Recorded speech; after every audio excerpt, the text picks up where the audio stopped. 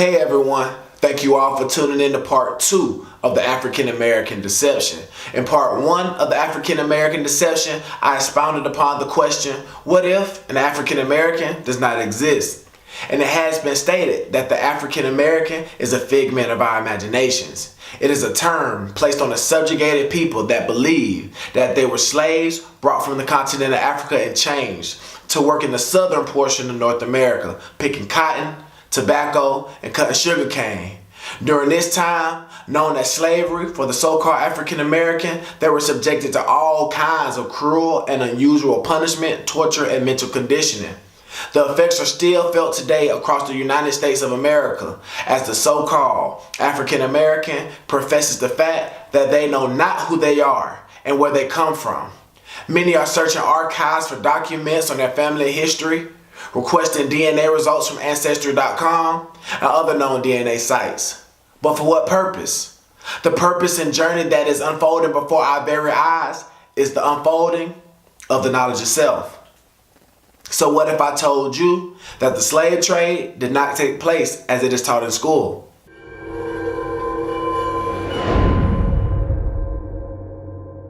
In school, we are all taught the African slave trade from the perspective of what is known as the triangular trade, also known as the Transatlantic slave trade. This trade is said to have happened in 3 stages. It is, in its simplest explanation, the transatlantic slave trade went from Britain to West Africa, then to the West Indies. The British traded goods with West African chiefs to procure men, women, and children that would eventually be sold to the highest bidder in the West Indies. This is the story that we are taught in school, in movies, and through other media outlets. We all know that the Portuguese explorer, known today as Christopher Columbus, landed in Hispaniola, known today as Haiti and the Dominican Republic, in 1492. Following his visit to the Caribbean, he took several Indians back with him. This was the start of the enslavement of the original inhabitants of the Americas. It is recorded that after Christopher Columbus first visited, he returned to Europe, gave an account of the land and peoples of Hispaniola, and was given more ships, guns, dogs, etc. to conquer the extreme west. Keep in mind that Christopher Columbus never set foot on the American mainland. In the book, Africans and Native Americans by Jack Forbes, he shows how there were Indians taken from the Americas and sent to Europe via ships. These Indians arrived in Seville, Spain, having been listed as Negroes and blacks. On page 29, he says, and I quote, "Slaves from Terra Nova show up in the slave markets of Seville and Valencia very soon after 1500. For example, in Valencia during the period of 1516, we find in 1503 Miguel and Man, and in 1505 Juan and Pedro. In 1507 Antonio and Juan Marco. In 1515 Ali, now Melchor. In 1516 Catalina. They were all classified as Negroes. So as we can see here, the original inhabitants found on the land at the arrival of Christopher Columbus were being kidnapped, taken to Europe, and classified upon arrival as Negroes and blacks. The only people called Negroes and blacks and refer to themselves as such are the so-called African Americans.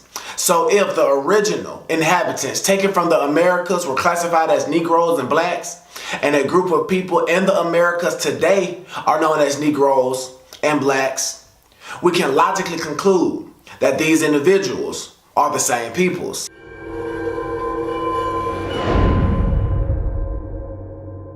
Let's go a bit further. If the original inhabitants of the Americas were classified as Negroes and blacks and shipped to Europe, and in the same breath, we are taught that most of the original inhabitants, known as the Native American, were murdered and killed off through acts of genocide, what we are dealing with is a case of serious mental conditioning and changing of history being perpetrated not only on so-called African Americans, but on the Caucasian race in America as well. Really any race in America for that particular matter. What do I mean? If the original inhabitants of America were classified as Negroes and blacks, and Negroes and blacks are still in America today, then apparently there was not a physical genocide of said inhabitants, but rather a cultural, political, and spiritual genocide. And the people that this was perpetrated on can be found mostly in all of the ghettos and low-income areas within North America. And the so-called African American and Caucasian people in America today are being taught fallacious information. For all those following this stream of thought, we haven't even left the tip of the iceberg yet. The narrative only gets deeper. As you might have heard, truth is stranger than fiction. Well, let's go back in time. Prior to Christopher Columbus setting sail in 1492, Isabella and Ferdinand were vying for supremacy in Europe against the Moors. The Moors are said to have come from North Africa in the early 700 AD to conquer southern Europe, including what is known today as Spain, and set up vast cities. A good book to read and learn more about the Moors in Europe is entitled Golden Age of the Moors by Ivan van Sertima. But let's continue. The Moors ruled southern Europe from 700 AD to 1492. Again, a dark-skinned people ruled Europe for over 700 years. Upon their defeat in early 1492 by the union of Isabella and Ferdinand, the Moors were being expelled from their land in Europe and deported to North Africa and the Americas. Why would Christopher Columbus set sail to the Americas only months after the defeat of the Moors?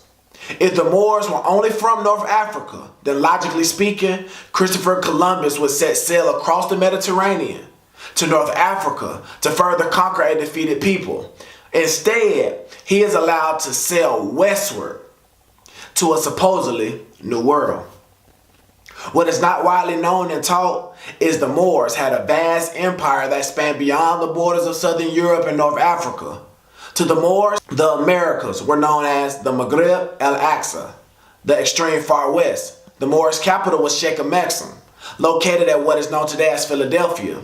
The Moors' territories in North Africa were used as satellites to handle trade with other African nations and to conquer southern Europe. The Moors created 16 universities in Europe and were spreading all kinds of knowledge. The Moors were also masters of the sea and had traveled between all lands for many centuries.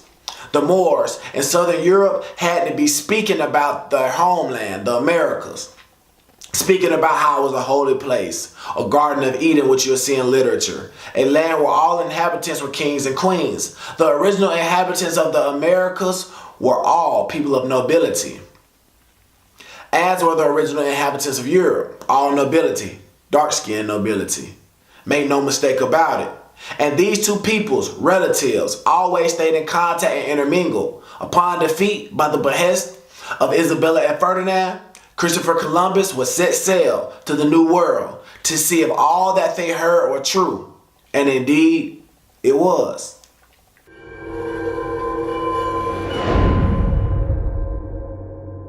This is why, in Christopher Columbus's journals, he spoke about conquering Jerusalem.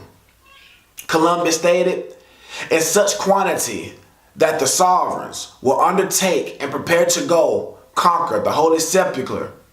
For thus I urge your highnesses to spend all the profits of this my enterprise on the conquest of Jerusalem. We will speak more on this area in another blog, in another video. From the quote, let's take from this point that the African American, the original inhabitants of North America, and the Moors are all connected. Let's continue. Those who would be soon classified as Negroes and blacks were kidnapped in North America and sent to Europe and even Africa. At that same time, Moors from Europe were being pushed back into North Africa, a portion of the Moorish Empire. The other half of the Moorish Empire again was the Americas. Those Moors who were being sent to North Africa from Europe would soon be those captured in Africa and put on ships as slaves to the so-called New World, a world in which they were all too familiar with. The final piece to the puzzle here remains unanswered. Were there millions of slaves transported on ships to North America? The answer to that question would be no. Empress Verdiyashi, Tierra, Washita, Turner, Gosson, L.E.A.D stated in her book, Return of the Ancient Ones, that 85% of the blacks in America are indigenous to the land. Outrageous numbers like 200 million Africans being enslaved and brought to the Americas have been thrown around by black scholars and lecturers. The Transatlantic slave trade database, Voyages, estimates that 12.5 million slaves were brought to the Americas during the 16th through 19th centuries. Here is what the website says specifically about North America, and I quote, "The North American mainland played a relatively minor role in the transatlantic slave trade. Its ports sent out less than 5% of all known voyages, and its slave markets absorbed less than 4% of all slaves carried off from Africa.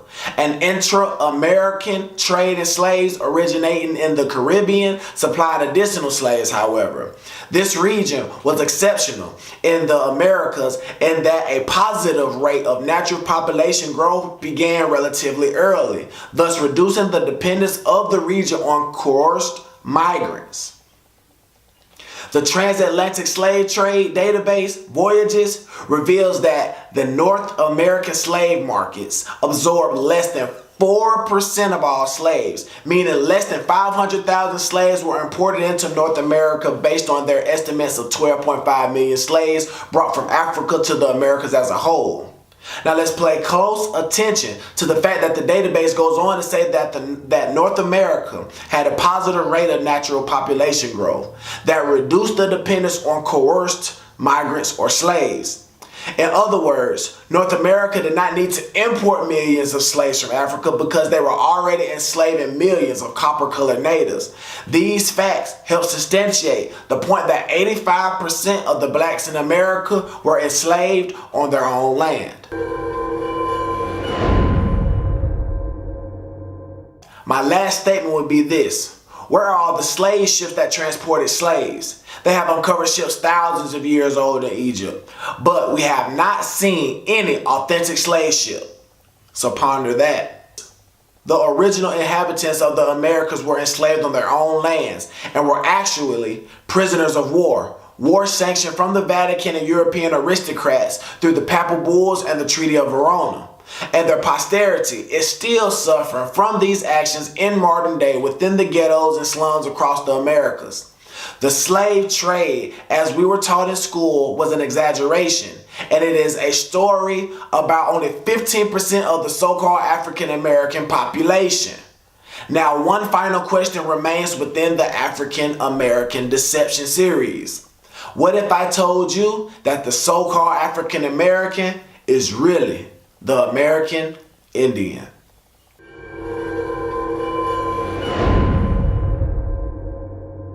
Thank you all for watching. Please subscribe to L.E.A.D TV, and please like and share this video and send it out to everyone that you know. Post it on your social media. Please stay tuned for more videos by L.E.A.D TV.